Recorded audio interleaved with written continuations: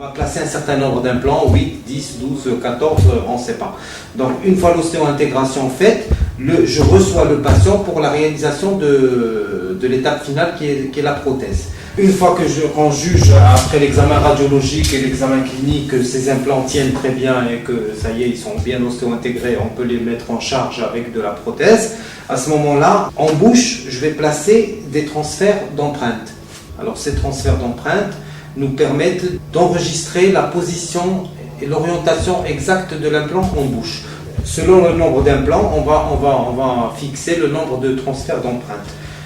Donc une fois qu'on a fixé tous ces transferts en bouche, on va d'abord les solidariser entre eux avec de la résine, de telle manière à ce qu'on ait un bloc rigide, et par-dessus, on va mettre un mélange de silicone qui va nous permettre d'avoir cette empreinte. Alors cette empreinte, elle a enregistré la position exacte des implants du patient. Une fois retiré, avec un enregistrement d'occlusion bien sûr, c'est-à-dire les rapports entre l'arcade du haut et l'arcade du bas, est-ce qu'il y a des dents en bas ou il n'y a pas de dents, mais en tout cas les rapports des deux étages, ce silicone sera transféré au laboratoire qui lui va le retravailler en repositionnant les analogues d'implants, c'est-à-dire les répliques, et il va tirer de tout ça une empreinte au plâtre.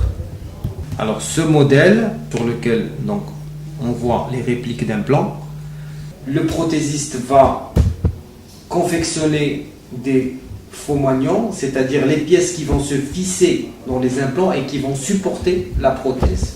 Alors ils seront usinés de telle manière à ce qu'ils soient parallèles pour que l'armature qu'il va confectionner puisse rentrer. Parce que s'il y a une divergence de faux moignons, il y aura un blocage.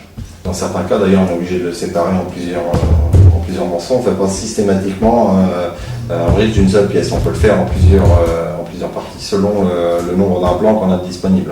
Voilà. Il est même conseillé aujourd'hui de travailler en plusieurs petits blocs parce que s'il y a une fracture de céramique par la suite, tu es d'accord avec moi, s'il y a une fracture de céramique, s'il y a un dévissage d'un implant, c'est pas la peine de tout démonter parce que c'est toujours compliqué de tout démonter. Et on peut démonter que la partie qui est un peu qui est concernée. Dans un premier temps, il n'y a pas de céramique parce que la céramique, elle vient se reposer sur une armature en métal. Alors cette armature métallique, il est très conseillé de l'essayer en bouche parce qu'elle va nous donner beaucoup d'informations. D'abord, elle va nous permettre de savoir si on peut encore continuer ou refaire l'empreinte, c'est-à-dire valider l'empreinte. Et à partir de cette armature, on va réenregistrer l'occlusion. Quand on a validé toutes ces étapes-là, on arrive... On va aborder le problème esthétique après. Voilà. Après, il n'y a plus de problème mécanique, le problème devient esthétique. Il y a une discussion entre le patient, le praticien et le laboratoire de prothèse. Voilà, en fait, on cherche à récolter un maximum d'informations de façon à arriver au plus vite à l'attente du patient. Déjà, on va faire une première étape, on va masquer le métal, parce que le métal est une couleur grise, et donc il faut masquer cette couleur grise sur la céramique, notamment quand on a des teintes très claires. Il faut masquer ce métal qui est gris et qui va de toute façon modifier la teinte de la céramique. Donc ça, c'est la première étape, on fait une cuisson d'opaque. Une fois qu'on a fait cette cuisson, on a tous les éléments pour commencer à la réalisation de la céramique. On va faire déjà un essayage de biscuit, à savoir que le biscuit, c'est une céramique qui est déjà cuite, qui est déjà réalisée en deux cuissons en règle générale. L'essayage en bouche va se faire à ce moment-là. Cet essayage est quand même très important, le premier essayage du biscuit, parce que c'est là où on va pouvoir faire toutes les modifications que le patient désire. Voilà. Alors les modifications, c'est souvent la teinte, parce qu'on nous dit on ne les veut pas très clairs et après ils veulent plus clairs ou plus foncés. Les formes aussi. Donc des formes triangulaires, des dents qui sortent un petit peu, l'animation. Il y en a qui veulent un petit peu des dents animées, c'est-à-dire des dents pas vraiment bien alignées pour que ça fasse plus naturel.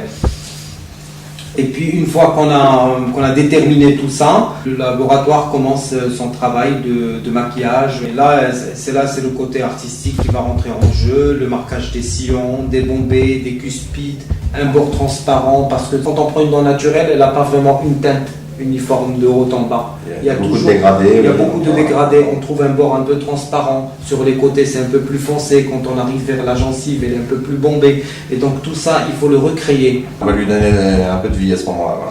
Voilà. Heureusement, avec ces nouvelles céramiques, on peut faire plusieurs cuissons. Oui, alors, on a la céramique synthétique et puis la céramique naturelle. Donc une céramique synthétique permet par exemple de faire autant de cuissons, de recuissons et de modifications autant de fois qu'on le désire. La céramique c'est une poudre, donc on va cuire à une haute température puisqu'on cuit à pratiquement 900 degrés. Aujourd'hui on dispose donc de matériaux qui sont fiables et surtout qui sont compatibles avec les métaux qu'on utilise pour faire les armatures. Ils ont un coefficient de dilatation qui est complémentaire et qui permet justement de travailler ces céramiques autant de fois qu'on le désire, puisqu'il n'y a pas de différence de rétractation des métaux. Ça c'est très important parce que quand on finit un cas, il y a toujours des petites retouches. Et puis avant on était bloqué par le nombre de cuissons, alors qu'aujourd'hui on ne peut pas dire non aux patients, donc on peut, sauf si on ne veut pas, mais on peut toujours tricher, rajouter, foncer, éclaircir, faire des petites choses modifier jusqu'à ce qu'ils soient entièrement satisfaits. On a la possibilité et l'obligation de fournir une traçabilité des produits de façon à sécuriser toute la chaîne, à savoir aussi bien le patient que le praticien. Les matériaux qui sont utilisés aujourd'hui sont normes CE, normes ISO bien sûr. On a une parfaite maîtrise de ces matériaux et une parfaite confiance en nous. En ce qui concerne les implants aussi, les normes c'est quelque chose de très très important parce que c'est une question qu'on me pose tous les jours.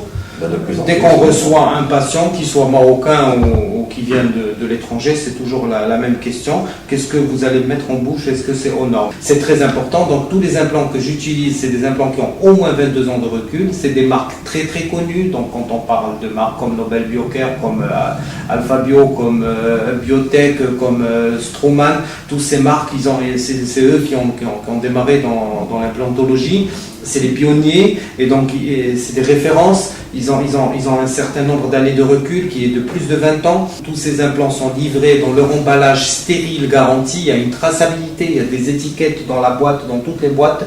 Et ça, c'est très important de le dire aux patients parce que moi-même, je me mets à la place du patient. Je vais dans un pays que je ne connais pas. Qu'est-ce qu'ils vont me faire? Peut-être c'est pas stérile, peut-être c'est pas propre. On ne peut pas jouer avec ça. C'est impossible parce que c'est... On ne peut utiliser que des matériaux qui sont aux normes de toute façon. Il n'y a aucune filière en fait qui fournit des professionnels avec des matériaux qui ne sont pas aux normes. Moi, je fais entièrement confiance à ces implants. Bon, certains patients, si un implant ne tient pas, c'est pas forcément la marque d'implant qui est derrière, mais c'est souvent, bon, soit c'est le tabac, c'est manque d'hygiène, ça peut être aussi un site qui est pas très propre, un os qui n'est pas de très bonne qualité, mais rarement, c'est la marque d'implant qui rentre en jeu.